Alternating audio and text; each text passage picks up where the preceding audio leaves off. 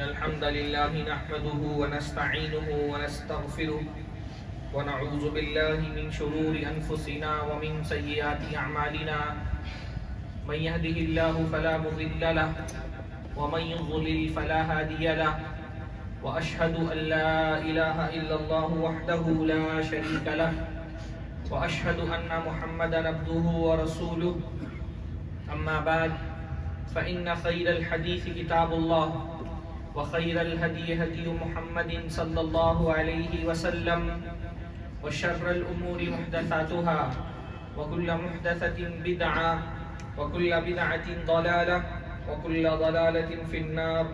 أعوذ بالله السميع العليم من الشيطان الرجيم من همزه ونفخه ونفثه. بسم الله الرحمن الرحيم. محمد رسول الله والذين معه أشداء على الكفار رحماء بينهم تراهم ركعا سجدا يبتغون فضلا من الله ورضوانا فيما هم في وجوههم من أثر السجود ذلك مثلهم في التوراة ومثلهم في الإنجيل كزرع أخرج شطأه فآزره فاستغلظ فاستوى على سوقه يعجب الزراع ليغيظ بهم الكفار وعد الله الذين آمنوا وعملوا الصالحات منهم مغفرة وأجرا عظيما. سب سے پہلے ہر طرح کی حمد اور ثنا، تعریف و توصیف، عظمت اور بزرگی، کبریائی اور بڑائی اللہ رب العزت کے لیے لائق و زیبا ہے،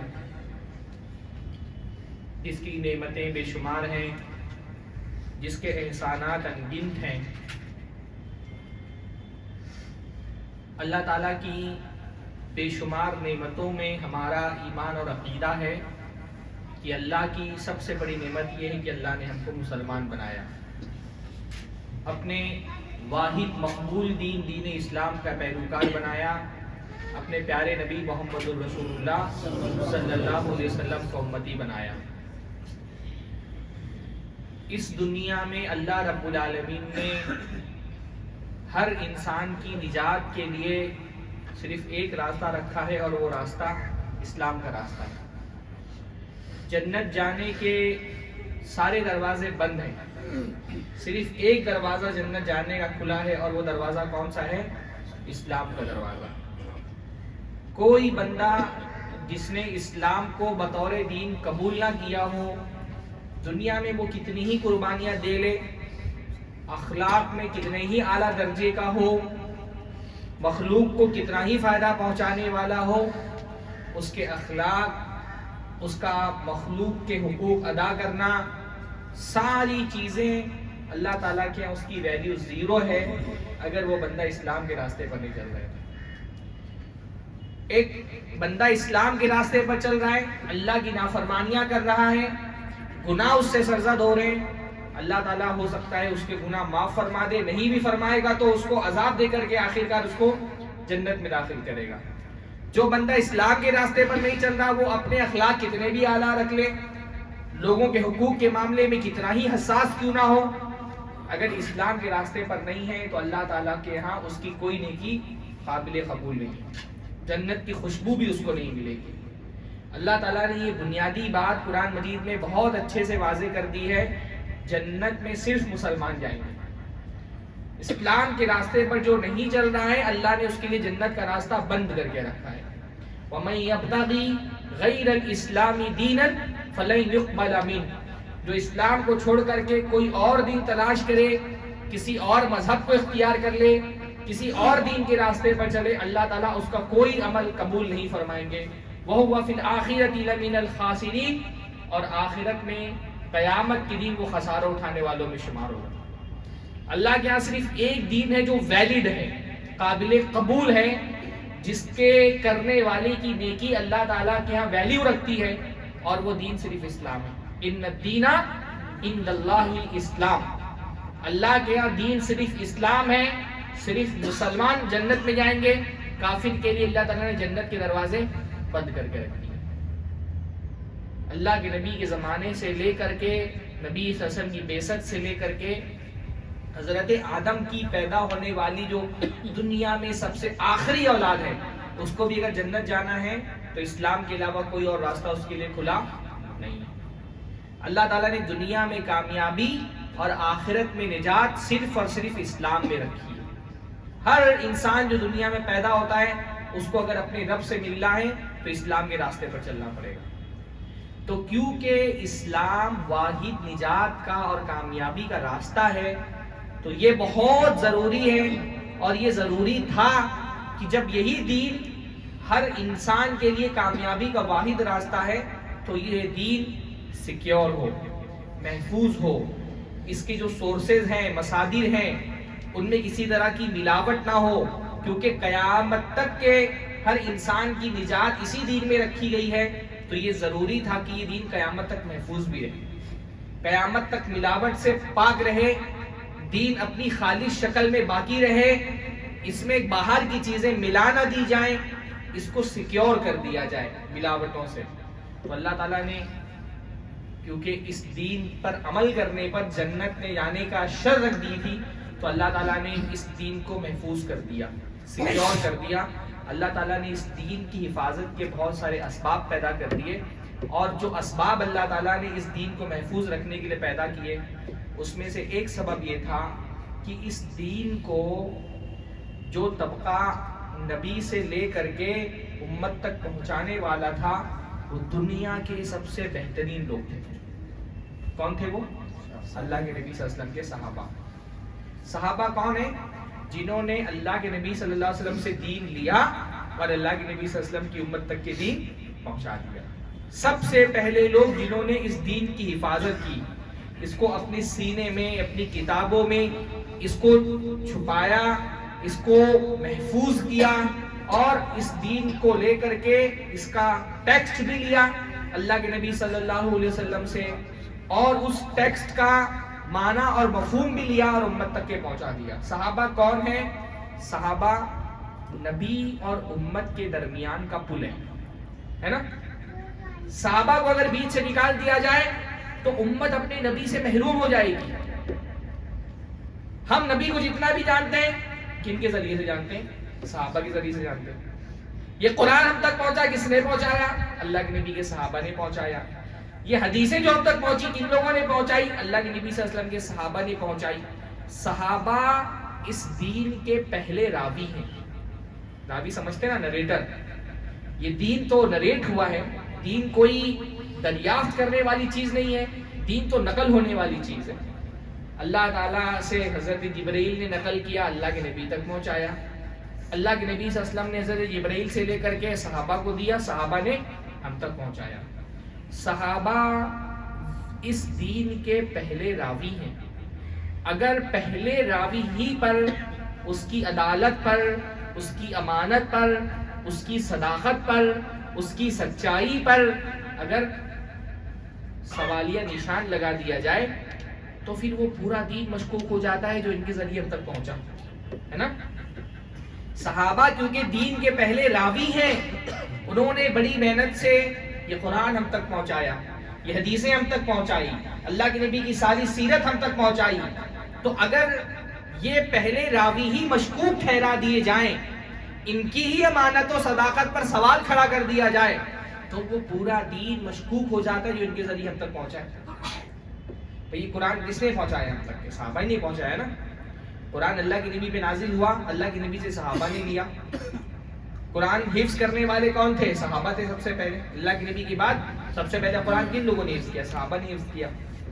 اس کو ایک کتاب کی شکل میں کن لوگوں نے جمع کیا؟ صحابہ نے جمع کیا. حضرت ابوبکر کے دور میں جمع ہوا. ہاں، ما بین الدفتین، ایک کتاب کی شکل. اللہ کے نبی صلی اللہ علیہ وسلم کے زمانے میں کتاب حفظ تو تھی پر ایک ترتیب کے ساتھ ایک کتاب کی شکل حضرت ابوبکر کے دور میں دی گئی. ہاں، بلکہ جو قرآن ہم پڑھتے ہیں اس قرآن کو کیا کہا جاتا ہے؟ مصحف عثمانی. ہاں، اس کتاب ہی کو جو قرآن کہتے ہیں نا، قرآن ہمارا جو موجود ہے اس کو کہا ہی جاتا ہے مصحف عثمانی، کیونکہ حضرت عثمان نے اپنے دور میں جو الگ الگ مصاحف تھے ان کو جمع کیا، پھر ایک مصحف پر سب کو متفق کر کے باقی مصحف جو تھے وہ جلوا دیے تاکہ امت میں قرآن کے بارے میں کوئی اختلاف نہ ہو، اور ایک مصحف پر پوری امت کو جمع کر دیا. اس لیے اس کو مصحف عثمانی کہا جاتا ہے. یہ قرآن جمع کرنے والے، امت کو اس پر جمع کرنے والے صحابہ ہیں۔ اگر کوئی طبقہ صحابہ ہی کو مشکوک ٹھہرا دے کہ صحابہ جھوٹے تھے، اللہ کے نبی کے بعد مرتد ہو گئے تھے، امانت دار نہیں تھے، پھر تو سب سے پہلا سوال یہی پیدا ہو جائے گا کہ جو یہ قرآن ہے یہ کیسے معتبر ہے؟ پھر صحابہ کے اعتبار پر قرآن کا اعتبار ٹکا ہوا ہے، اگر صحابہ معتبر نہیں ہے تو سب سے پہلا سوال یہ پیدا ہوگا کہ یہ قرآن جو ہم پڑھ رہے ہیں تو صحابہ ہی نے ہم کو دیا ہے، تو یہ قرآن معتبر ہے کہ نہیں؟ اس لیے آپ دیکھیے روافض کا طبقہ جو صحابہ کو برا بھلا کہتا ہے وہ اس قرآن کو معتبر نہیں مانتا، زبان سے گرچہ بولتے کہ ہم بھی یہی قرآن پڑھتے ہیں، پر آپ ان کی کتابوں میں مفصل ایسی روایتیں دیکھیں گے اصلی قرآن تو بھائی حضرت علی کے پاس تھا اور اب وہ ان کے اماموں کے ہاتھوں سے ہوتا ہوا گزر رہا ہے، اور جب 12ویں امام آئیں گے تو اصلی قرآن لے کر کے آئیں گے، وہ قرآن کو نہیں مانتے۔ اللہ کے نبی صلی اللہ علیہ وسلم کے صحابہ نے کتنی محنت سے حدیثیں جمع کر کے ہم تک پہنچائی ہیں۔ آج ہم اپنی ایک ایک عبادت کے لیے صحابہ کرام کے محتاج ہیں۔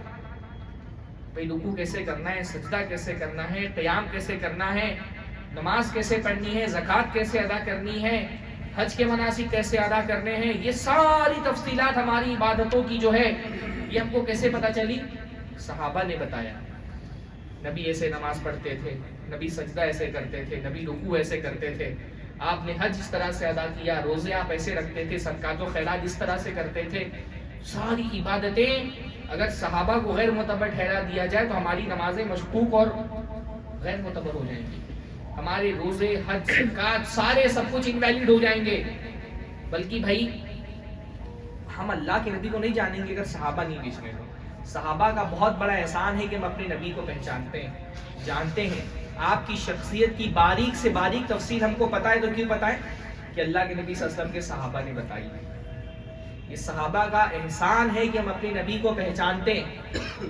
صحابہ نے اللہ کے نبی صلی اللہ علیہ وسلم کی ایک ایک ادا محفوظ کر کے ہم تک پہنچائی ہے، الحمدللہ۔ ہاں، یعنی کبھی کبھی تعجب ہوتا ہے پڑھ کر کے کہ اللہ کے نبی صلی اللہ علیہ وسلم نے کبھی ہاتھ اٹھایا تو صحابی نے صرف اتنا نہیں بیان کیا کہ اللہ کے نبی نے ہاتھ اٹھایا، ہاتھ اٹھانے کا طریقہ بھی بیان کر دیا۔ کہا فرفع یدیہ حتی یری بیاض ابطیہ، کہ اللہ کے نبی نے ہاتھ اٹھایا یہاں تک کہ اللہ کے نبی کی بغل کی سفیدی ظاہر ہوگی۔ ہاں، اللہ کے نبی صلی اللہ علیہ وسلم کبھی ہنسے تو صحابہ نے صرف یہ نہیں نوٹ کیا کہ اللہ کے نبی ہنسے، ہنسنے کی کیفیت بھی بیان کر دی۔ کہا فضحک النبی صلی اللہ علیہ وسلم حتی بدت نواجذہ، اللہ کے نبی ایسا ہنسے کہ اللہ کے نبی صلی اللہ علیہ وسلم کی داڑھ دکھنے لگی۔ ہاں، ایک ایک ادا، اللہ کے نبی خراٹا ایسے لیتے تھے، اللہ کے نبی مسواک ایسے کرتے تھے، بال ایسے بناتے تھے، کپڑے ایسے پہنتے تھے، جوتیاں ایسے پہنتے تھے، مسواک کرتے وقت اللہ کے نبی صلی اللہ علیہ وسلم کی دانت سے جو آواز آتی تھی وہ تک کے نقل کر دی صحابہ نے۔ ہاں، صحیح بخاری کا صحیح بخاری صحیح مسلم میں روایت ہے، ایک صحابی نے اللہ کے نبی صلی اللہ علیہ وسلم کے داڑھی اور سر کے سفید بال گن دیے۔ ہاں، انسان کو جس سے محبت ہوتی ہے نا اس کی ہر تفصیل سے محبت ہوتی ہے، وہ ہر چیز کو فالو کرتا ہے۔ تو کہا میں نے اللہ کے نبی کی داڑھی اور سر میں آخری عمر میں جو سفید بال تھے وہ گنے تو اللہ کے نبی صلی اللہ علیہ وسلم کے 17 بال صرف سفید ہوئے تھے آخری عمر میں، 20 بال سفید نہیں ہوئے تھے پورے اللہ کے نبی کے، 17 بال اللہ کے نبی۔ داڑھی کے بال کون گنتا ہے؟ پر اتنی محبت تھی نا کہ اللہ کے نبی کی شخصیت کا ایک ایک پہلو امت کے سامنے لا کر کے رکھ دیا۔ آپ کی پبلک لائف، آپ کی پرائیویٹ لائف، آپ کی عبادتیں، آپ کے اخلاق، آپ کے معاملات، حتیٰ کہ اللہ کے نبی سے جڑی ہوئی وہ چیزیں جن کا ڈائریکٹ ہمارے دین سے کوئی تعلق نہیں ہے وہ بھی بیان کر دی۔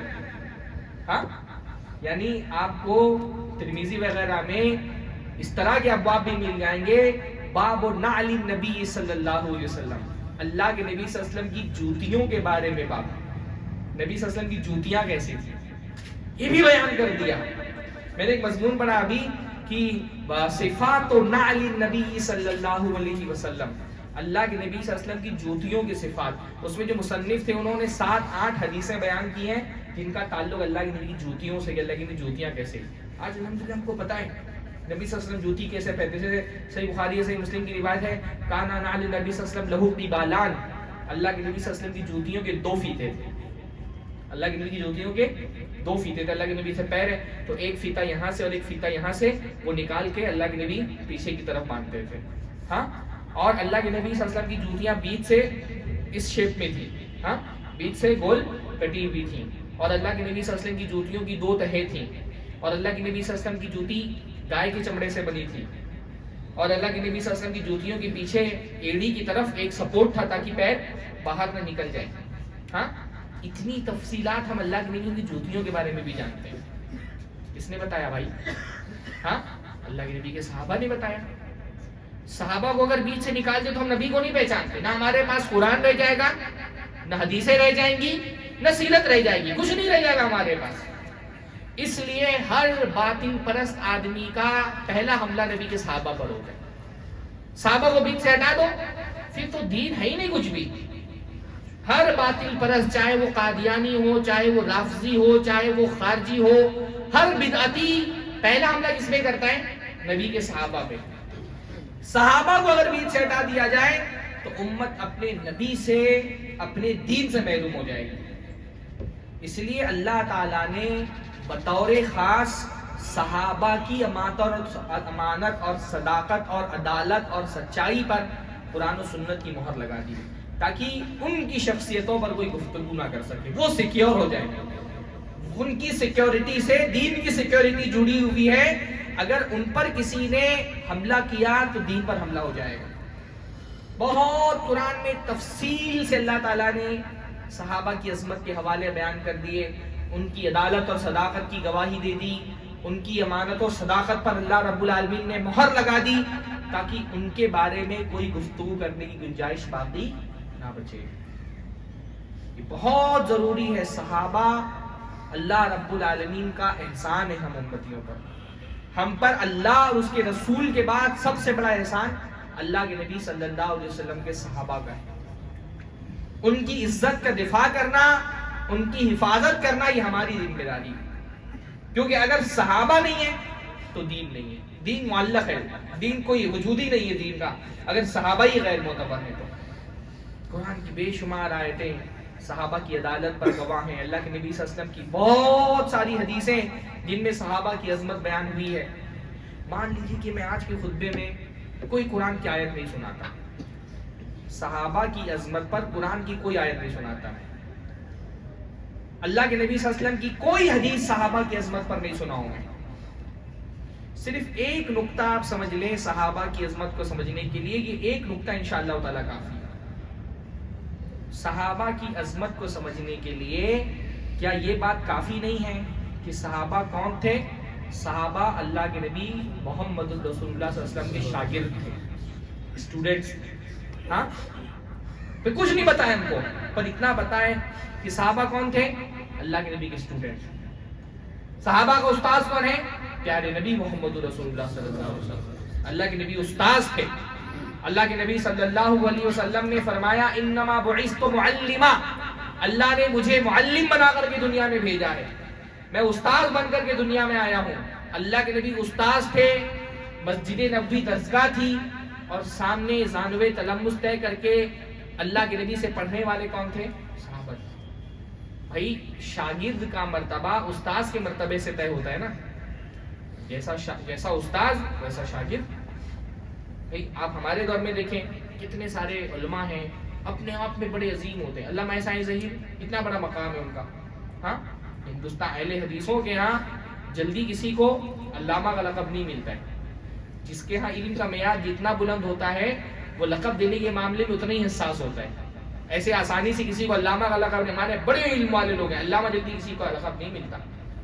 علامہ ظہیر اس پائے کے عالم ہیں، ان کو علامہ سائیں ظہیر کہا گیا. پر ان کا بھائی جب تعارف کرایا جاتا ہے تو کہا جاتا ہے بھائی یہ شیخ البانی کے شاگرد ہیں. شیخ البانی کا نام اتنا بڑا نام ہے نا کہ بڑے بڑے ہمارے دور کے عرب کے عجم کے ایسے علماء جن کا اپنا آپ میں بڑا مقام ہے، پر جب ان کے تعارف میں کہا جاتا ہے کہ بھائی یہ شیخ البانی کے شاگرد ہیں. ہاں، شیخ مقبل یہ شیخ البانی کے شاگرد ہیں، شیخ حسان ہے مصر کے شیخ البانی کے شاگرد. بہت بڑی تعداد ایسی آپ لوگوں کو ملے گی ہاں کہ خود اپنے آپ میں بہت بڑے عالم ہیں عرب میں، پر کہے گا کہ شیخ البانی کی شاگرد. اور شیخ البانی کا مقام اتنا بلند ہے نا علم کی دنیا میں کہ ان کی شاگردی ایک طرح کا تمغہ ہے، امتیاز. پرانے اعتبار سے آپ دیکھیں بھائی امام ابن القیم رحمہ اللہ، سنا ہے کبھی آپ نے نام؟ بڑے پائے کے عالم ابن القیم رحمہ اللہ کا مقام یعنی اتنا بڑا ہے اس امت میں کہ ان کو خود شیخ الاسلام کہا گیا ہے. شیخ الاسلام کہا گیا امام ابن القیم رحمہ اللہ کو.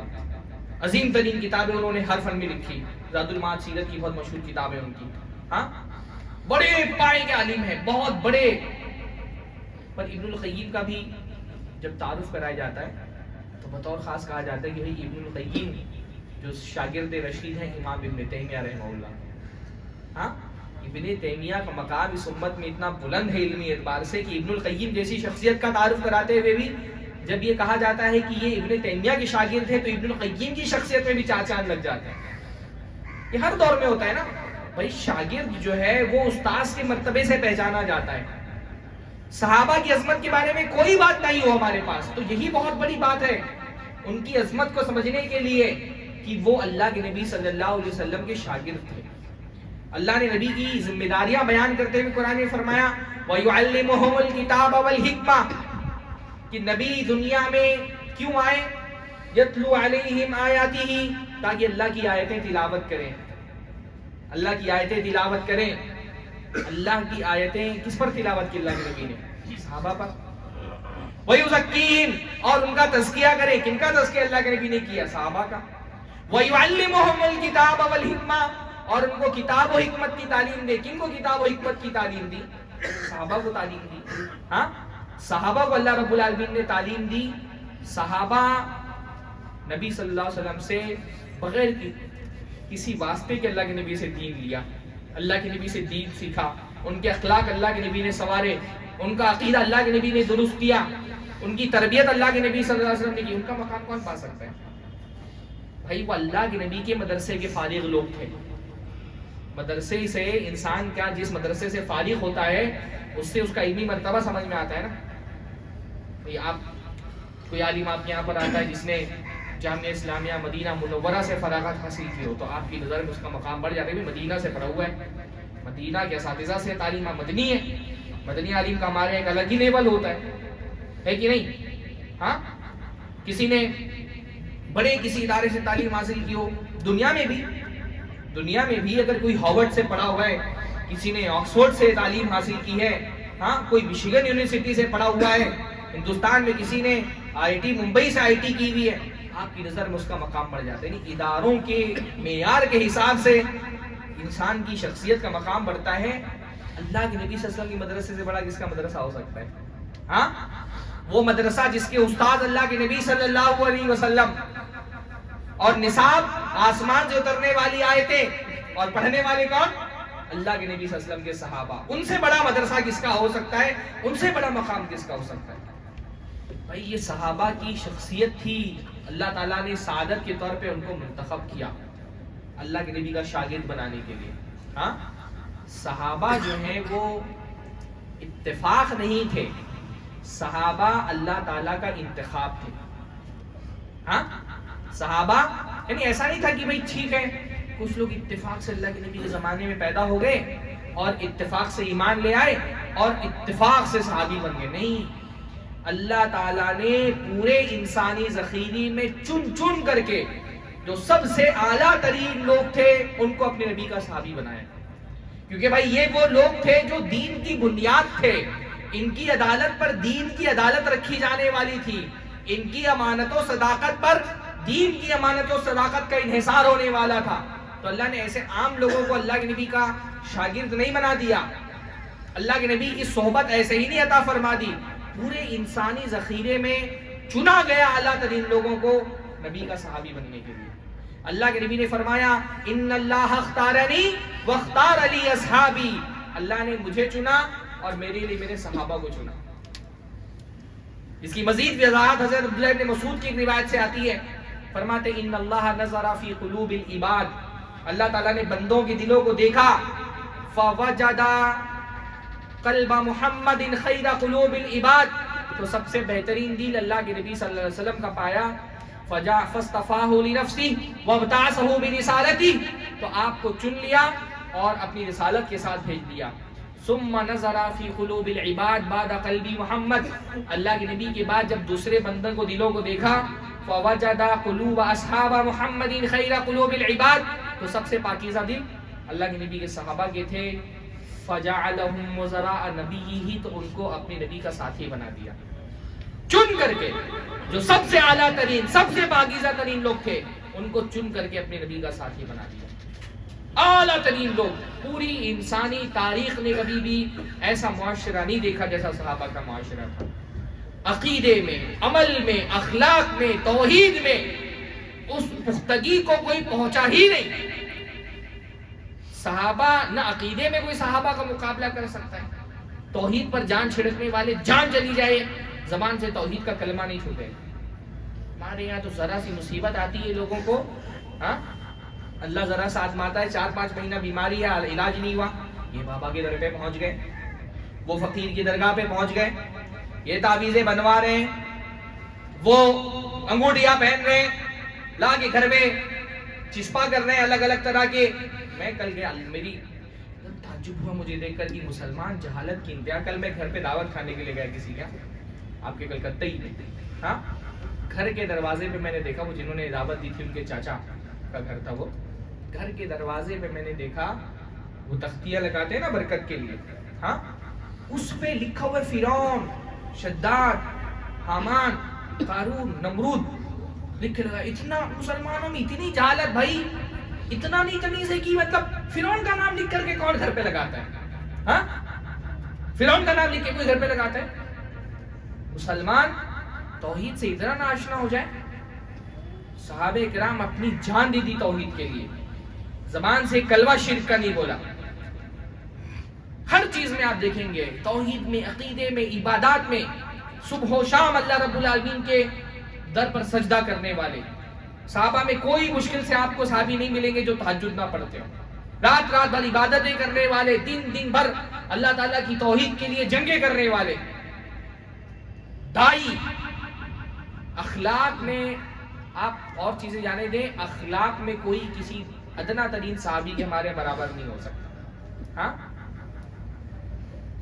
اخلاق میں کوئی ادنا صحابی، حضرت عبداللہ بن جریر رضی اللہ تعالی عنہ. آپ دیکھیے کہ ایک میں نمونہ پیش کرتا ہوں، آپ پوری اپنی زندگی میں بتائیں کہ اس درجے کا اخلاق آپ نے کبھی کسی انسان کی زندگی میں دیکھا ہے؟ عبداللہ ابن جریر رضی اللہ تعالیٰ عنہ نے ایک مرتبہ اپنے غلام سے کہا جاؤ بازار سے گھوڑا خرید لاؤ. گئے گھوڑا خرید کے لے، پوچھا کتنے کا لائے ہو؟ تو غلام نے کہا کہ میں اس کو 300 درہم میں لے کر کے آیا.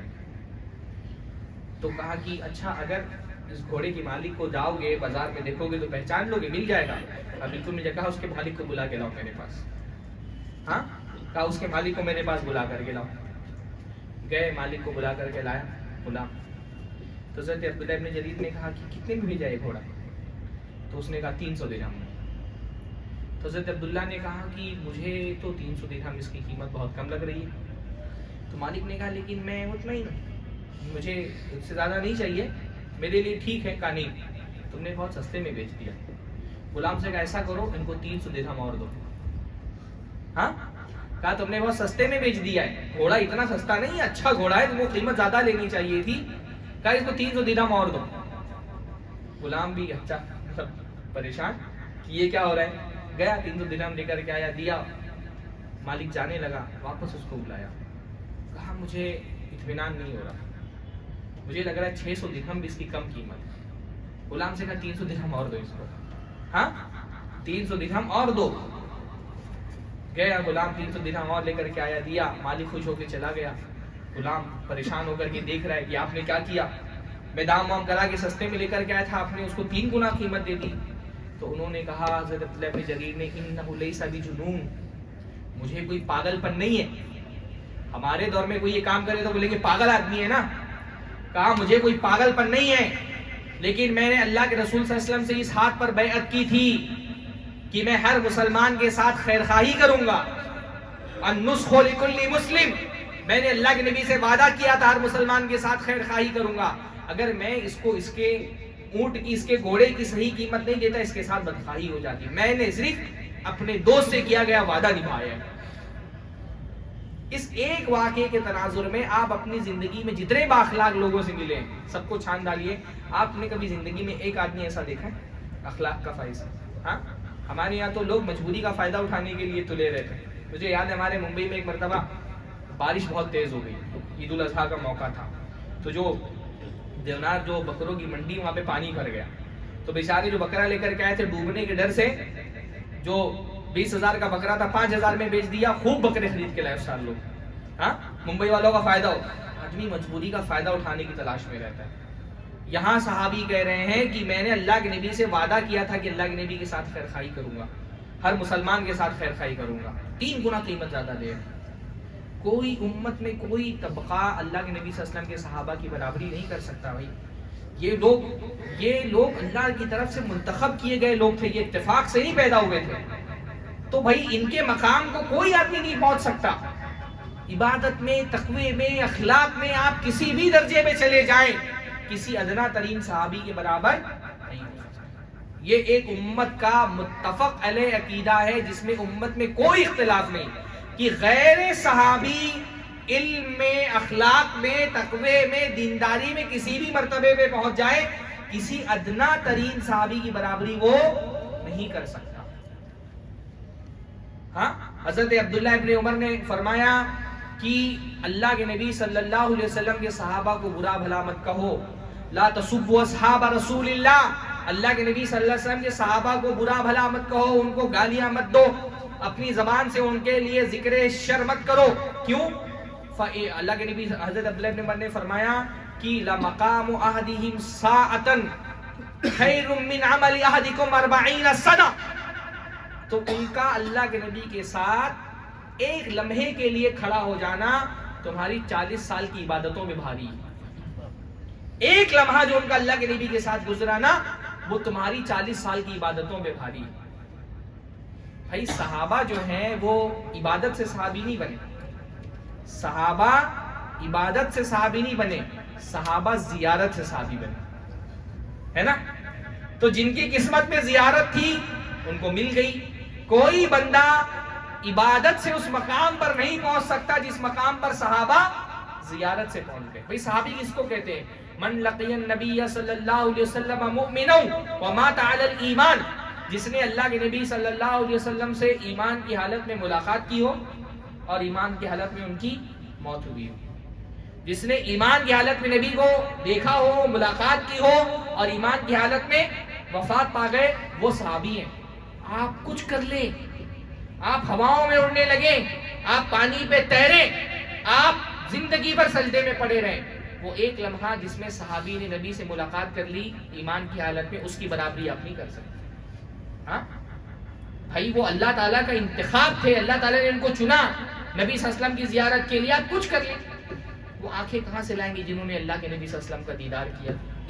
ہاں وہ ہاتھ جنہوں نے اللہ کے نبی صلی اللہ علیہ وسلم کے ہاتھ پر بیعت کی تھی اسلام کے لیے، وہ سینہ جو اللہ کے نبی صلی اللہ علیہ وسلم سے معانقے کے وقت اللہ کے نبی کے سینے سے لگا تھا، ہاں وہ کان جنہوں نے اللہ کے نبی صلی اللہ علیہ وسلم کی تلاوت سنی تھی، وہ سر جنہوں نے اللہ کے نبی صلی اللہ علیہ وسلم کے پیچھے سجدے میں اللہ رب العالمین کے سامنے سر جھکایا تھا، نبی کی برابری کون کر سکتا ہے؟ اس لیے حضرت امام احمد ابن حنبل سے کسی نے پوچھا کہ حضرت امیر معاویہ کا مقام زیادہ بڑا ہے یا عمر ابن عبدالعزیز کا مقام زیادہ بڑا ہے؟ امیر معاویہ اللہ کے نبی صلی اللہ علیہ وسلم کے صحابی، کاتب وحی، اللہ کے نبی صلی اللہ علیہ وسلم کے رشتہ دار،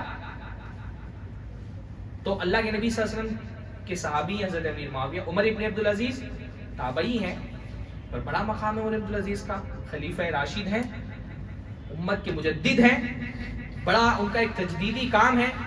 تو کسی نے سوال کیا امام احمد ابن حنبل سے کہ امت میں عمر ابن عبدالعزیز کا مقام زیادہ بڑا ہے یا حضرت امیر معاویہ رضی اللہ تعالیٰ کا مقام زیادہ بڑا ہے؟ تو امام احمد ابن حنبل نے جواب دیا کہ اللہ کے راستے میں امیر معاویہ نے اللہ کے نبی کے ساتھ جو جہاد کیا، حضرت امیر معاویہ نے اللہ کے نبی کے ساتھ جو جہاد کیا، اس جہاد میں ان کے گھوڑے کی ناک میں جو دھول گئی وہ دھول بھی عمر ابن عبدالعزیز سے زیادہ افضل ہے. ہاں نبی کے ساتھ جہاد کرتے ہوئے امیر معاویہ کی گھوڑے کی ناک میں جو دھول گئی وہ دھول بھی عمر ابن عبدالعزیز سے زیادہ افضل ہے. یہ مبالغہ ہے، یہ مبالغہ ہے. پر یہ مبالغہ کیوں کیا گیا؟ تاکہ امت تک یہ پیغام جائے کہ صحابی اور غیر صحابی میں موازنہ ہی نہیں ہو سکتا ہے. یہ کمپیر کرنے والی شخصیت ہی نہیں کہ آپ کمپیر کریں اس میں. لوگ یہ سمجھ لیں کہ نبی صحابی کی ادنا حضرت امیر معاویہ ظاہر سی بات ہے ان کا مقام عظیم ترین صحابہ میں نہیں ہوگا، صغار صحابہ میں سے ہیں. بہت اللہ کے نبی صلی اللہ علیہ وسلم کے دور میں فتح مکہ کے بعد ایمان لانے والے صحابہ میں سے صحابہ میں مراتب ہیں، پر کسی ادنا درجے کے صحابی کا بھی موازنہ غیر صحابی سے نہیں کیا جا سکتا. یہ فتنے کا دروازہ کھولنے والی چیز ہے. کسی صحابی کے بارے میں تان کرنا، یعنی یہاں جاہل لوگ بات کرنے کی تمیز نہیں، قرآن ایک صفحہ نہیں پڑھنا آتا، حضرت امیر معاویہ کو نام لینا ان کو بھاری پڑ رہا ہے، امیر شام بول رہے ہیں. ہاں ایسا جاہل آدمی جس کو ابھی ایک صفحہ کوئی تاریخ کا پڑھنے کے لیے دے دو تو پڑھ نہیں پائے گا، قرآن نہیں صحیح سے پڑھ پائے گا، وہ امیر معاویہ کے بارے میں زبان کھول رہا ہے. استنجا کا طریقہ نہیں آتا ہے ابھی اس کو، امیر معاویہ بھی گفتگو کر رہا ہے جیسے لگتا ہے ان کے پڑوسی ہیں. اتنی جرأت، یہ جرأت کہاں سے پیدا ہوتی ہے؟ جہالت سے پیدا ہوتی ہے. جاہل جو ہوتا ہے نا وہ جری ہو جاتا ہے، اس کو پتا نہیں رہتا ان کو کن معاملات پہ بولنا ہے. علم والے لوگ بہت ڈرتے ہیں. ہاں ہمارے یہاں جاہل حدیث عمار کو کھیل بنایا ہوا ہے. چھوٹے چھوٹے بچے، ابھی داڑھی صحیح سے نہیں نکلی ہے، موت صحیح سے نہیں آئی، حدیث عمار. ہاں امام احمد ابن حنبل جیسی شخصیت، امت کے امام ہے اہل سنت والجماعت کے، ان کے بارے میں نقل کیا علماء نے، امام ذہبی وغیرہ نے، کہ حدیث عمار کو جب روایت کرتے تھے چپ ہو جاتے تھے، اس پر بحث نہیں کرتے تھے زیادہ، صرف روایت کر کے چپ ہو جاتے تھے کہ کہیں غلطی سے کوئی لفظ کسی صحابی کے بارے میں غلط نہ نکل جائے. اتنا احتیاط تھا. جتنا علم ہوتا ہے اتنا احتیاط ہوتا ہے شخصیتوں میں. ہمارے یہاں جاہل، کسی چیز کی تمیز نہیں. ابھی پوچھ لو اسلام اور ایمان کے ارکان کتنے کنفیوز ہو جاتے ہیں. میں ایسے لوگوں کو جانتا ہوں، بڑی بڑی بات کریں گے جمل کے بارے میں، صفین کے بارے میں، صحابہ کی جنگوں کے بارے میں. پوچھو ایمان کے ارکان کتنے، اسلام کے کتنے، تو کنفیوز ہو جائیں گے کہ کس کے 5 اور کس کے 6. استنجا کرنے کا طریقہ نہیں آتا، ابھی نماز کی دعائیں اچھے سے نہیں یاد ہے، بیٹھا کر کے پوچھو التحیات للہ والصلوات والطیبات، تو معنی نہیں بتا پائیں گے. بحث کس پہ کریں گے؟ جمل پہ، صفین پہ. ہاں ارے بھائی، کیا اللہ تعالیٰ نے آپ کو صحابہ پر حاکم بنا کر کے بھیجا ہے؟ یہ لڑکوں کا مزاج نہیں سمجھ میں آتا میرے. یہ نبی صلی اللہ علیہ وسلم کے صحابہ فرشتے نہیں تھے، انسان تھے، معصوم من الخطا نہیں تھے. ان سے گناہ ہوئے، ان سے صغیرہ گناہ بھی ہوئے، کبیرہ گناہ بھی ہو سکتے ہیں. ہم صحابہ کے بارے میں وہ عقیدہ نہیں رکھتے جو روافض اپنے ائمہ کے بارے میں رکھتے ہیں کہ صحابہ معصوم من الخطا ہے، ان سے کوئی گناہ نہیں ہوگا. ہوئے گناہ، صحابہ انسان تھے بھائی، ان سے گناہ ہوئے، صغیرہ گناہ بھی ہوئے، کبیرہ بھی گناہ ہوئے. ایسے بھی گناہ ہوئے جن کی سزا قتل تھی، کوئی کی نہیں ہوئے، ہے نا؟ ایسے بھی گناہ ہوئے جن کی سزا قتل تھی. بعض صحابہ کو قتل کر دیا گیا، لیکن ہم صحابہ کے بارے میں عقیدہ رکھتے ہیں کہ ان کی نیکیاں اتنی زیادہ تھیں، انشاءاللہ تعالی ان نیکیوں کے سامنے ان کے گناہ ختم ہو گئے ہوں گے. امید کرتے ہیں ہم صحابہ سے، کیونکہ صحابہ کی نیکیوں کی انٹینسٹی بہت ہیوی تھی نا. نیکیوں کا جو معیار ہے نا، وہ زمانے کے اعتبار سے تبدیل ہوتا رہتا ہے. صحابہ کے دور کی جو نیکیاں ہیں نا، ان کا ثواب بہت زیادہ تھا. لیکن کیا فرمایا کہ تم میں کا کوئی آدمی احد پہاڑ کے برابر بھی سونا خرچ کر دے تو میرے صحابی نے اگر ایک مد اتنا ہوتا ہے، ایک مد جو اگر اللہ کے راستے میں دے دیے، تم احد پہاڑ کے برابر سونا خرچ کر کے ان کی برابری کو نہیں پہنچ سکتے. ان کی نیکیاں کیونکہ بہت ہیوی تھی، تو ہم کو امید ہے کہ انشاءاللہ تعالیٰ ان کے گناہ اس میں دبے ہوں گے. بھائی ایک صحابیہ نے زنا کر لیا، زنا کی سزا کیا ہے؟ رجم ہے. گناہ ہوا، ہم یہ نہیں کہتے کہ صحابی سے گناہ نہیں ہوا، پر توبہ بھی تو دیکھو. زنا ہو گیا، اللہ کی خدمت میں آئی، کہا طہرنی یا رسول اللہ، اللہ کے رسول مجھے پاک کر دیجیے. اللہ کے بھی نے چہرہ پھیر لیا، موقع دیا، کہا ارجعی واستغفر اللہ وتوبی، جاؤ توبہ استغفار کرو، اللہ معاف کر دے گا. ضرور کسی سے زنا سرزد ہو جائے، ضروری نہیں کہ وہ آ کر کے حاکم کے سامنے اپنی جرم کا اعتراف کرے. توبہ کر لے، انشاءاللہ اللہ معاف کر دے گا. چھپا کر کے رکھے اپنے گناہ کو، بیان نہ کرے. چہرہ پھیر لیا، جاؤ. دوسری طرف آ گئی، طہرنی یا رسول اللہ، اللہ کے رسول مجھ سے زنا ہو گیا، مجھے پاک کر دیجیے. اللہ نے پھر موقع دیا، جاؤ اللہ معاف کر دے گا، توبہ استغفار کرو. ہاں بات ہی نہیں کی، نظر انداز کر دیا. پھر تیسری بار اعتراف کیا. اس لیے علماء نے کہا کہ 3 مرتبہ اگر کوئی قاضی کے سامنے اعتراف کر لے تو اس کو پھر قاضی کو وہ پروسیجر کرنا پڑے گا. آئے پھر کہا نہیں اللہ کے نبی مجھے پاک کر دیجیے. توبہ کرتے تو کیا معاف نہیں ہوتا؟ کون شرک معاف ہو سکتا ہے تو زنا کیوں نہیں معاف ہو سکتا تھا؟ پر اتنا خوف اللہ کی تربیت کی وجہ سے دل میں آ گیا تھا نا کہ رسک نہیں لینا چاہتی. توبہ کے بارے میں نہیں پتا معاف ہو نہیں ہو. ایک مرتبہ سزا قائم ہو گئی تو ایک کنفرمیشن مل جاتا ہے کہ اس گناہ کی سزا دنیا میں مل گئی تو آخرت میں نہیں ملے گی. تو اتنا خوف کہ بھئی دنیا میں جو سزا مل رہی ہے مل جائے, آخرت میں بری رہوں میں. 3 مرتبہ اعتراف کیا. اللہ نے فرمایا بتایا کہ پیٹ میں بچہ ہے. اللہ نے فرمایا جاؤ بچہ پیدا ہو جائے گا تب آنا. یہ بھی ایک چانس دیا اللہ کے نبی نے. بھئی بچہ پیدا ہونے کے بعد نہیں آتی تو کہ اللہ کے نبی تلاش کرواتے کہ جاؤ ڈھونڈو کہاں چلی گئی آئی تھی, نہیں چھوڑ دیتے.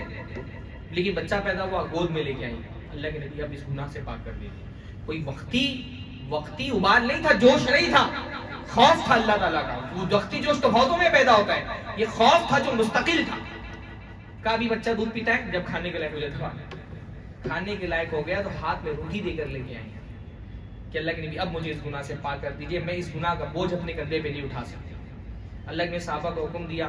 ایک صحابی نے بچے کو گود دے دیا, کہا لے جا کر کے اس کو عیدگاہ کے پاس جو رجم کرنے کی جگہ تھی وہاں پہ رجم کر دیا. عورتوں کو رجم کرنے کا طریقہ یہ تھا کہ ان کو سینے تک کے زمین میں دفنا دیا جاتا تھا اور پھر پتھر مارے جاتے تھے. رجم کر دیا گیا پتھروں سے مار مار کے. ایسا خوف تھا اللہ کا. ہاں کسی صحابی نے پتھر سے مارا, خون کا چھینٹا ان کے کپڑے پہ لگا تو انہوں نے کچھ برا کہہ دیا اس عورت کو. نبی کو پتا چلا تو نے فرمایا اس عورت کو برا کہتے ہو, اس کی توبہ اگر مدینہ کے 70 لوگوں میں تقسیم کر دی جائے تو 70 لوگوں کی مغفرت کے لیے کافی ہو جائے. ایسی توبہ کی ہے اسے. ہم یہ نہیں کہتے صحابہ سے گناہ نہیں ہوا, پر بھائی ان کی نیکیوں کا معیار دیکھیے. حاتب ابن ابی بلتا بہت بڑے صحابی, غلطی ہو گئی. فتح مکہ کے موقع پہ اللہ کے نبی صلی اللہ علیہ وسلم خفیہ اپنا فوج تیار کر کے نکل رہے تھے. اچانک مکہ پر حملہ کریں گے. اللہ کے نبی صلی اللہ علیہ وسلم کے ایک صحابی ہیں حاتب, انہوں نے مکہ والوں کو خط لکھے, انفارم کرنے کی کوشش کی کہ نبی صلی اللہ علیہ وسلم فوج لے کے آ رہے ہیں. ان کے ذہن میں تھا اللہ تعالیٰ تو اپنے نبی کو فتح دے ہی دے گا, پر میرے بیوی اور بچے مکہ میں ہیں تو مکہ والوں پہ کچھ احسان کر دوں تاکہ میرے بیوی بچوں کو نہ چھیڑے جنگ ہو تو. اب باقی اللہ تعالیٰ تو فتح دینے والا ہے, نبی کو کون ہرا سکتا ہے. انہوں نے خط لکھ دیا. اللہ تعالیٰ نے وحی کے ذریعے سے اللہ کے نبی کو اطلاع دے دی. اللہ کے نبی صلی اللہ علیہ وسلم نے عبداللہ ابن حضرت زبیر اور حضرت علی کو بھیجا. خط پکڑا گیا, دیکھا کہ حاتب نے ابی بلتا نے خط لکھا ہے, حاضر کیا گیا. حضرت عمر جلالی آدمی تلوار نکال کے کھڑے ہو گئے, کہ اللہ کے رسول اجازت دیجیے اس منافق کی گردن قلم کر دوں. اللہ نے فرمایا حاتب منافق نہیں ہے. کہ اللہ کے نبی صلی اللہ علیہ وسلم اجازت دیجیے, اس نے مسلمانوں کا راز فاش کیا ہے, میں اس کی گردن مار دوں. اللہ نے فرمایا عمر حاتب بدری ہیں, تم کو پتا ہے بدر میں شرکت کرنے والے صحابہ کو اللہ رب العالمین نے اطلاع دی ہے. اللہ نے ان کی طرف جھانکا اور کہا تم کوئی گناہ کر لو تمہاری اللہ تعالیٰ کیا پکڑ نہیں ہوگی, سارے گناہ تمہارے معاف ہیں. یہ نہیں کہا کہ ان کا حق نہیں ہے قتل کرنے کا, جاسوس کی سزا قتل کرنا ہی ہے, پر یہ نہیں کہا کہ نہیں ان کی سزا قتل کرنا نہیں ہے. گناہ ایسا تھا کہ سزا قتل کر دی جاتی, لیکن یہ بدری ہیں, یہ بدر میں شرکت کرنے والی لوگ ہیں, یہ ان صحابہ میں سے ہیں جن کے بارے میں اللہ تعالیٰ نے کہا تھا, اللہ کے رسول نے کہا تھا اللہم ان تہلک ہذہ الاصابع لن تعبد بعدا. اللہ تعالیٰ یہ چھوٹی سی جماعت اگر ہلاک ہو گئی تو دنیا میں تیری عبادت کرنے والا کوئی نہیں بچے گا. اللہ نے ان کو معاف کر دیا ہے, چھوڑ دو ان کو. یہ ان کا مقام ہے. بھئی ہوئے ان سے گناہ, ہم کو کیا اللہ تعالیٰ نے حاکم بنا کے بھیجا ہے؟ کیا قبر میں ہم سے سوال ہونے والا ہے جمل اور صفین میں کون برحق تھا؟ کیوں بحث کرنی اس پر بھائی؟ جمل میں صفین میں کون برحق تھا؟ کیا اللہ تعالیٰ نے ہم کو قیامت کے دن 5 سوالات میں سے یہ بھی ہوگا کہ بتاؤ حضرت امیر معاویہ برحق تھے, حضرت علی برحق تھے؟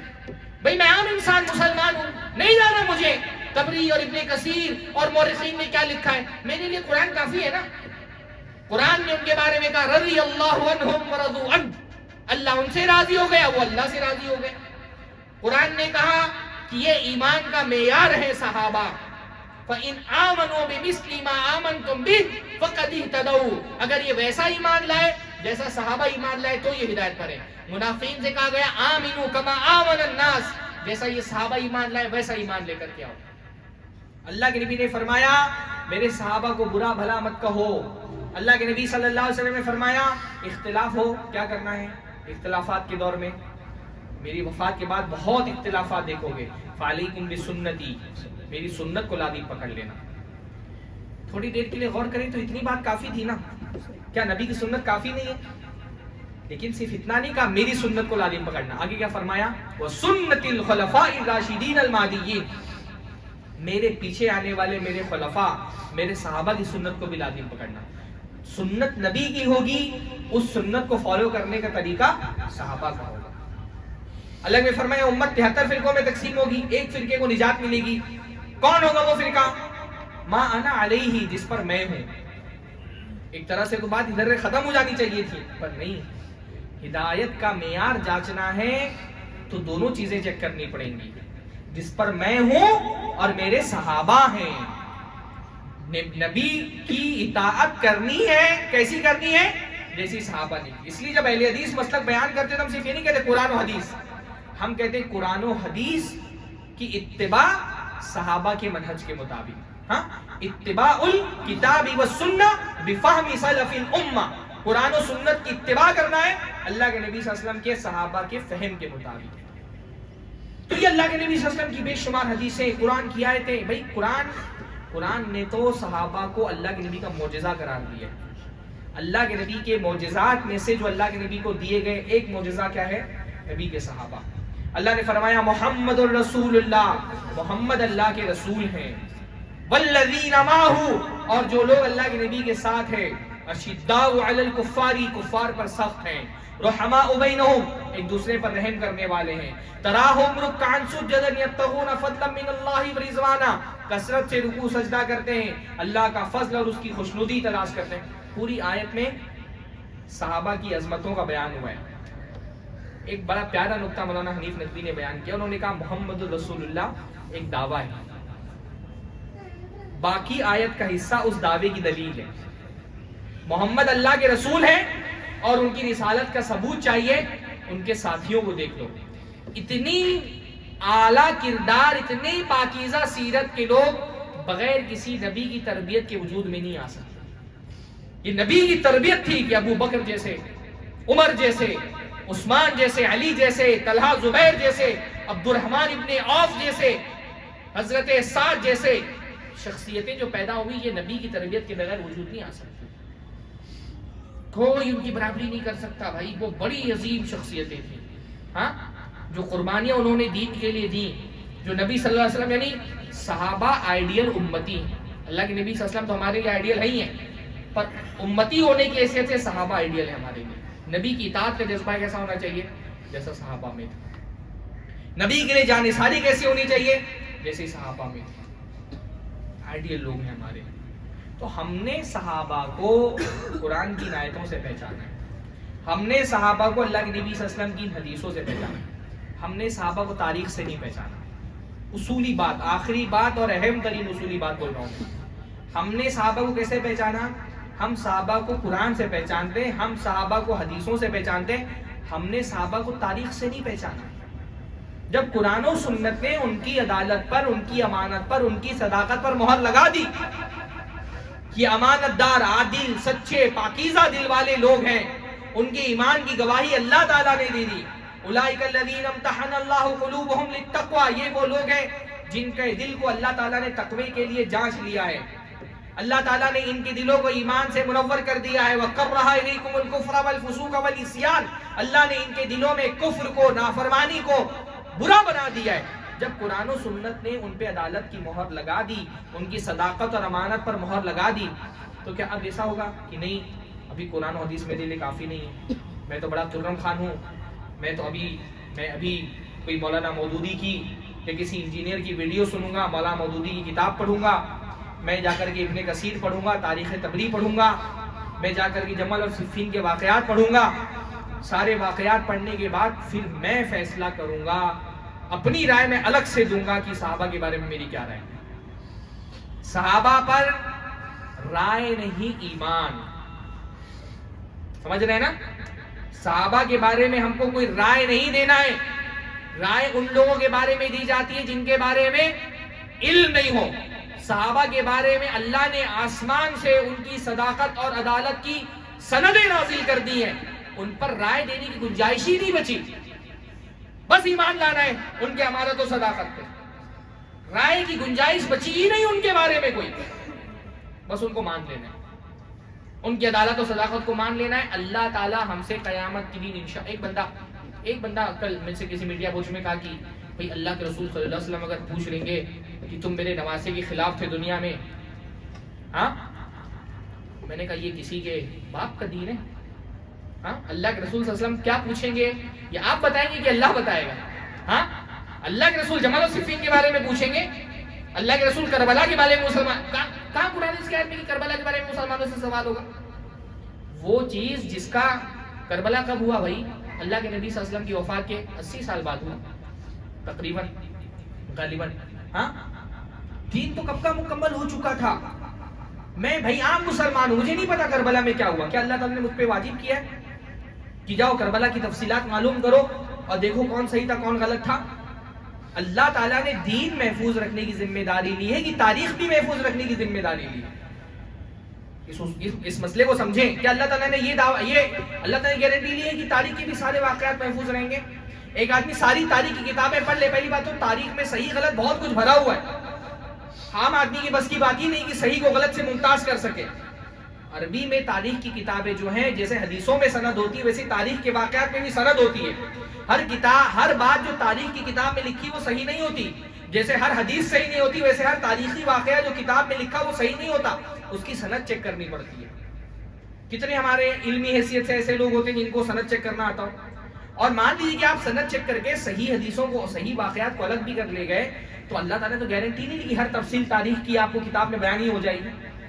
ہاں، ایک عام مسلمان ہونے کی حیثیت سے یہاں دنیا میں شرک ہو رہا ہے، خرافات ہو رہی ہیں، بدعتیں ہو رہی ہیں، لوگ نماز نہیں پڑھ رہے، مسلمان لڑکیاں مرتد ہو رہی ہیں، لوگ دین سے دور جا رہے ہیں، حرام کھا رہے ہیں، جھوٹ بول رہے ہیں، سارا کام چھوڑ کر کے کیا اللہ نے مجھ پہ یہ واجب کیا؟ نہیں، میں بھی جا کے کربلا کے واقعات پڑھ کر کے فیصلہ کروں کون صحیح تھا کون غلط تھا؟ ہاں، جمل صفین کی تفصیلات پڑھ کر کے فیصلہ کروں حضرت علی برحق تھے حضرت امیر معاویہ برحق تھے؟ نہیں، اللہ نے واجب ہی نہیں کیا۔ عام مسلمان ان چکروں میں اس کو نہیں پڑھنا چاہیے۔ عام مسلمان کے لیے اتنا کافی ہے، سارے صحابہ اچھے تھے، سارے صحابہ برحق تھے، ان میں کچھ اختلافات ہوئے، بھائی صحابہ بھی انسان تھے، ان میں اختلافات ہوئے، کم ہوئے۔ عام لوگوں میں بہت اختلافات ہوتے ہیں، صحابہ میں بہت کم اختلاف ہوئے۔ ہمارے یہاں تو ایک تنظیم بن جاتی ہے چھوٹی سی تو اختلافات ہو جاتے ہیں، چھوٹے چھوٹے مدرسوں میں مسجدوں میں گروپ بن جاتے ہیں۔ صحابہ کو تو پوری دنیا چلانی تھی تو اختلافات ہوئے۔ صحابہ کے اختلافات دینی نہیں تھے، عقیدے کے نہیں تھے، سیاسی تھے، ہے نا۔ صحابہ میں جنگیں بھی ہوئی صحابہ میں، پر ان اختلافات کی بنیاد دین نہیں تھی، سیاسی معاملات میں اختلافات ہو گئے۔ ان اختلافات کے پیچھے غلط فہمیاں تھیں، غلط فہمیوں کی جیسے اختلافات ہوئے، بعض مرتبہ اختلافات اتنے بڑھے کہ جنگیں بھی ہو گئی، قلیل تعداد میں۔ صحابہ بہت بڑی تعداد میں ان جنگوں میں نہیں شریک تھے، یعنی علماء نے غالباً امام ذہبی نے کسی نے کہا ہے کہ سارے صحابہ جو جمل و صفین میں شریک تھے اگر سب کو ملا لیا جائے تو 100 تک بھی نہیں پہنچتے، بل لم یبلغوا 30، بلکہ 30 صحابہ بھی ان جنگوں میں شریک نہیں ہوئے۔ ہاں، بیشتر صحابہ کسی کے سائیڈ میں نہیں تھے، نہ حضرت امیر معاویہ کے ساتھ میں تھے نہ حضرت علی کے ساتھ میں تھے، بیشتر صحابہ ان جنگوں سے الگ تھے۔ ہمارے یہاں جاہل لوگ ایک فتنہ یہ بھی ڈالتے ہیں، بڑے جذباتی انداز میں پوچھیں گے بتاؤ اگر تم اس دور میں ہوتے تو حضرت علی کا ساتھ دیتے کہ حضرت امیر معاویہ کا ساتھ دیتے؟ ہاں، تم ہوتے تو کیا کرتے؟ ایسے پریٹینڈ کیا جاتا ہے جیسے سارے صحابہ 2 گروہ میں بٹ گئے تھے، کچھ صحابہ حضرت علی کے ساتھ تھے، کچھ صحابہ حضرت امیر معاویہ کے ساتھ تھے، ایسا پریٹینڈ کیا جاتا ہے۔ ہاں، حالانکہ حضرت امیر معاویہ کے ساتھ بھی جو صحابہ تھے وہ کوئی چھوٹے صحابی نہیں تھے۔ ہاں، حضرت زبیر ابن العوام، حضرت طلحہ رضی اللہ عنہ، عشرہ مبشرہ میں حضرت عائشہ، لیکن صرف صحابہ دو جماعتوں میں نہیں بٹے تھے، صحابہ کی تیسری جماعت بھی تھی جو کسی کے ساتھ نہیں تھی، نہ حضرت علی کے ساتھ تھے نہ حضرت معاویہ کے ساتھ تھے، اور سب سے بڑی تعداد انہی لوگوں کی تھی۔ صحابہ میں سے بیشتر لوگ ان جنگوں سے دور رہے، ان کو غائب کر دیا جاتا، ان کا بیان ہی نہیں کیا جاتا۔ اور 3 جماعتوں میں اگر صحابہ کو تقسیم کر دیا جائے تو سب سے زیادہ حق پر کون تھے؟ مکمل حق پر وہ صحابہ تھے جو ان جنگوں میں شریک ہی نہیں تھے، ان کا ذکر ہی نہیں کیا جاتا، کہ وہ الگ موضوع، انشاءاللہ اس پہ کبھی الگ سے بات ہوگی۔ ہاں، تو بھائی کیا اللہ تعالیٰ مجھ سے پوچھنے والا ہے؟ میں عام سا انسان، مجھے بھی اپنی نماز ہی نہیں درست کری میں نے، ابھی مجھے وضو بھی صحیح سے بنانا نہیں آتا، غسل نہیں کرنا آتا، ابھی قرآن میں صحیح سے پڑھ نہیں پاتا ہوں، کیا میں سب چھوڑ کر کے جاؤں اور جمل اور صفین کے واقعات پڑھوں؟ کیا یہ اتنا اہم ہے؟ اس لیے عام میرے جو مسلمان بھائی ہیں، خاص طور پہ میرے نوجوان، کیونکہ گلوبلائزیشن کے دور میں بہت سارے فتنے بھی گلوبلائزڈ ہو گئے، ہاں، عام مسلمان اس کے لیے سب سے سیف طریقہ کیا ہے؟ زبان بند رکھنا۔ اہل سنت کا یہی طریقہ ہے، ہاں، الکف والامساک فیما شجر بین اصحاب، چپ ہو جانا، رک جانا صحابہ کے اختلافات ہوئے اس کے معاملے میں گفتگو کرنے سے۔ صحابہ کے اختلافات ہوئے، ہم کو نہیں پتا کون برحق تھا کون نہیں برحق تھا، سارے صحابہ اچھے، سب کے لیے خیر کی دعا کرو۔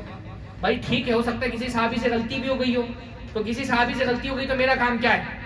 اس کو لا کر کے امت میں بتاؤں تو دیکھو صحابہ نے غلطی کر دی، ہاں۔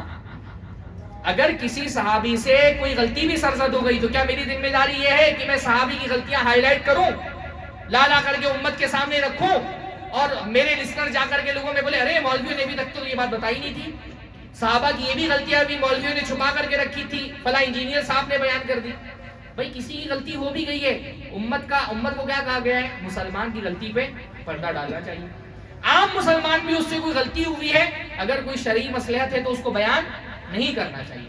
اگر شرعی مصلحت نہیں ہے تو عام مسلمان کی غلطی بھی نہیں بیان کرنی چاہیے، اور اگر ہو بھی گئی ہے تو اللہ تعالیٰ نے ہم سے کیا کہا؟ والذین جاءوا من بعدهم یقولون ربنا اغفر لنا ولاخواننا الذین سبقونا بالایمان، صحابہ کے بعد جو لوگ آئے وہ کہتے ہیں اللہ تعالیٰ ہم کو بھی معاف فرما دے، اور ہمارے پہلے ہم سے جو ہمارے دینی بھائی گزرے ان کی بھی مغفرت فرما دے۔ بس ختم یہاں پہ، آخری بات ہے یہ کہ ٹھیک ہے صحابہ سے غلطی ہوئی تو ہمارا کام کیا ہے؟ ان کے لیے مغفرت کی دعا کرنا۔ وَلَا تَجْعَلْ فِي قُلُوبِنَا غِلًّا لِّلَّذِينَ آمَنُوا، اور جو ایمان لانے والے تھے صحابہ، ان کے لیے ہمارے دل میں کسی طرح کا بغض نہیں رکھنا۔ اتنا کافی ہے انشاءاللہ تعالیٰ، ہاں۔ صحابہ کے بارے میں بحث مت کرو، اور کوئی بات آ جائے، کوئی ان کی غلطی بتانے جا رہا ہے تو اللہ تعالیٰ ان کی مغفرت فرما دے، اگر غلطی ہو گئی تو اللہ ان کی مغفرت فرما دے۔ بڑے عظیم لوگ تھے وہ، اللہ تعالیٰ ہم سب کو صحابہ کی عظمت کو سمجھنے کی توفیق نصیب فرمائے۔ اقول قولی ھذا واستغفر اللہ لی ولکم ولسائر المسلمین واستغفروہ انہ هو الغفور الرحیم، وآخر دعوانا الحمد للہ رب العالمین۔ الحمد للہ رب العالمین والصلاة والسلام علی نبینا محمد وعلی آلہ وصحبہ اجمعین۔ ان اللہ وملائکتہ یصلون علی النبی یا ایھا الذین آمنوا صلوا علیہ وسلموا تسلیما۔ اللہم صل علی محمد وعلی آل محمد کما صلیت علی ابراہیم وعلی آل ابراہیم انک حمید مجید۔ اللہم بارک علی محمد وعلی آل محمد کما بارکت علی ابراہیم وعلی آل ابراہیم انک حمید مجید۔ اقول قولی ھذا واستغفر اللہ لی ولکم ولسائر المسلمین واستغفروہ انہ هو الغفور الرحیم، وآخر دعوانا الحمد للہ رب العالمین۔